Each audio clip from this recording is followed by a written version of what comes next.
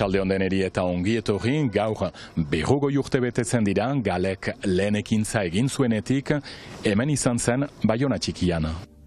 40 urte Galek lehen ekintza egin zuenetik, 4 urtez 41 atentatu egin eta 31 lagun hil zituzten Lapurdiko hiriburuan eta Hendaian bertzeak bertze. Biktimen artean batzu ustezko etakideak ziren, bertze batzu ez. Duela 40 urte lehen biktimak Josean Lasa eta Josi Zabala Tolosarrak izan ziren, Baionan baitu zituzten.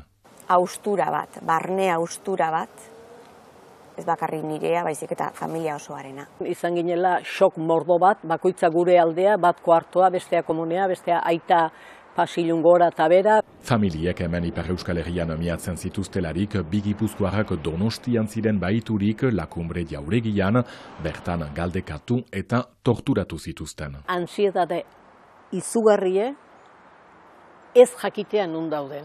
Zoritxarrez tokatu zaigu gizakiaren bertsio txarrena ezagutzea. Geroago Alakantera ateraman zituzten, beren hilobiak eginarazi eta ondotik buruan tiro egin zieten. Gorpuak 1985 baizik ez zituzten identifikatu 12 urte geroago. Hemen ditugu, hauek dira, behar deu, hau bilatzen gendun. Gero etorreko zan negar egiteko arrazoi gehiago egoeragatik, baina nik uste gainditu zela, esatea, arnaz hartzea badaukagu. Nazioarteko zuzenbideak esaten du desagerketa behartua deitzen zaio, involuntarioa. Eta hori giza eskubideen arloan delitu larrienetakoa da. Lasa eta Zabala kasuarengatik bertzeak bertze, Enrique Rodríguez Galindo Guardia Zibilaren generala kondenatua izan zen, baina zigorra ez zuen osoki bete. Lasa eta Zabalaren familiek ez duten eolako aitortzarik izan denbora luzean, baina ondoko egunetan Euskal Legearen baitan Josi Zabala giza eskubideen urraketen eta polizia abusuen biktima gisa aitortuko dute. Oso importantea da ofizialtasuna, ematea aitortza hori ez, benetan zure anaia biktima bat izan zala, giza eskubideen urraketen biktima bat. Xabier Manterola Hendaiako hautetsia ere Galen biktima da, bere autoan bomba bat eman zutela eta Baionan zapartatu zela ez du sekulan ahantzi iparretarrak taldeko kideo iunek. Gogorra izan zen eta bazten giro bat iparaldean denentzat ez bakarrik abertzalen munduan, baina hemen bizitzea bazen edo biziki gogorra zelen. Politikoki frantzes estadoa eta espainol estadoa elgar ados ziren. Berba nola egin, berba ez, baina hori argitzeko da, baina hemen abertzaleak behar ziren isildu.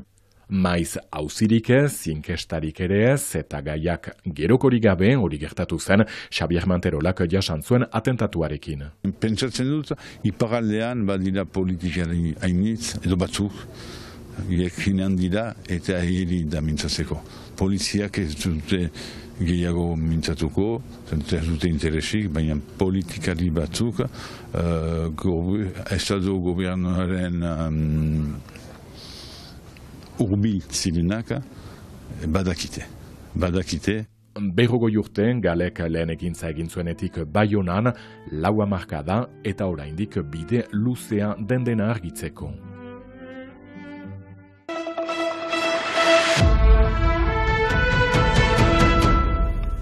Hogeita 7 urteko gizonezko bat tiro zildute Baionan, Sant Joa auzoan, hiriaren iparraldean. De 7 balles tirées avec manifestement un pistolet automatique. 7 tiro eman dizkiote adierazi du fiskalak pistola automatiko batekin. Ikerketa Baionako polizia judizialaren zerbitzuen esku geratu da erailketa kalifikazioarekin. De Bayonne et elle est qualifiée d'assassinat. Eta autopsia Bordelen egiten ari dira. Lehen elementuen arabera droga trafikoarekin zerikusia izan dezake gertaerak. Larunbat arratsaldean 5 kaldera gertatu zen tiroketa. Egun argiz eta Baionako auzapezak esan du, ez dela hirian gertatu ohi den zerbait. Eta arranguratuta azalduta. Horregatik,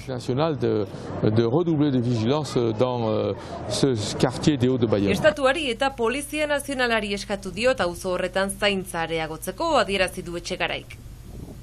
Hirian kamarak daudela eta horiei esker berehala gertatutako argitzea espero duela gaineratu du. Momentuz ez dute inor atxilotu.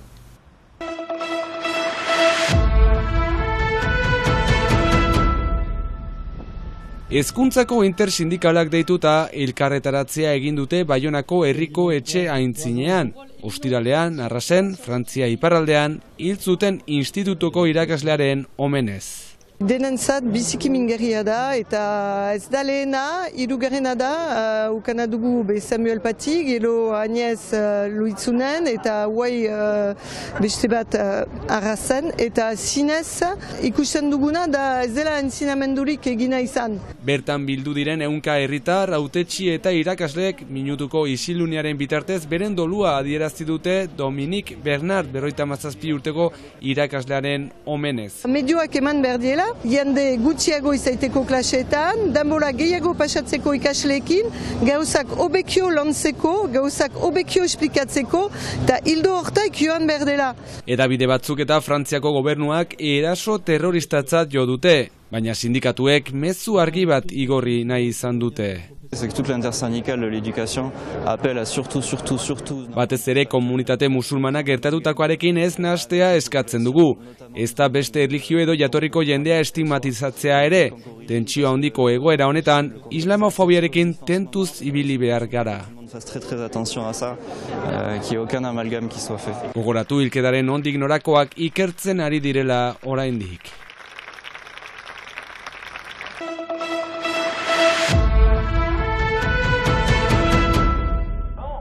Dozenaka sendagile liberalek protesta egin dute Baionan estatuko deiari jarraiki. Medio gehiago eskatzen dituzte harta guztiak ziurtatu ahal izateko, eta era berean kontsultaren prezioen emendatzea galde egiten dute. Euro eta erdi garestituko da laster hitzorduen prezioa, baina nahikoa ez dela salatzen dute.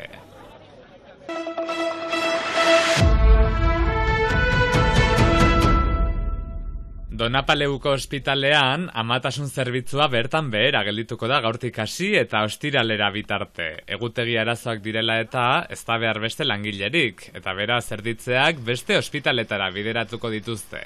Baiona, Paue edo Akizera, emazteen nahiaren arabera. Urtean, 300 haur sortzen dira Donapaleuko ospitalean.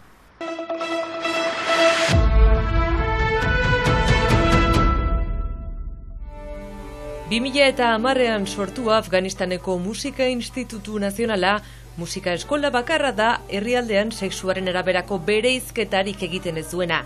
Neskak eta mutilak elkarrekin ikasten dute musika. Talibanak gobernua hartu eta besteak beste Afganistaneko Musika Institutu Nazionalaren orkestra itxi ostean, erbesteratuta dauden musikariak Portugalen lortu dute asiloa.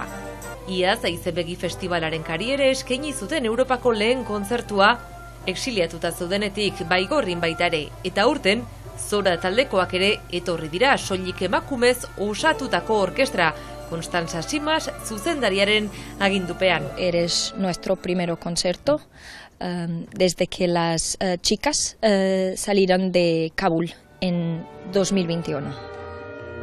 La música es prohibida para todos, pero especialmente para las Talibanek musika debekatu dute, batez ere emakumeei, etxean egotea besterik ez duten nahi. Las chicas de Zora quieren continuar tocando los instrumentos y por eso vienen a Portugal para continuar a estudiar. Bi urtez isilpean egon eta gero lehen kontzertuak Euskal Herrian izan dira, Baigorrin ez ezik, Angelun eta Donostian. A veces precisan de Musikariek 13 eta 21 urte artean dituzte, eta orkestra zuzendari izateaz gain, ama paperean ere jardutea egokitzen zaiola esan digu. Necesitan que sea más madre, más cariñosa, por eso siento siempre mudar cuando es necesario.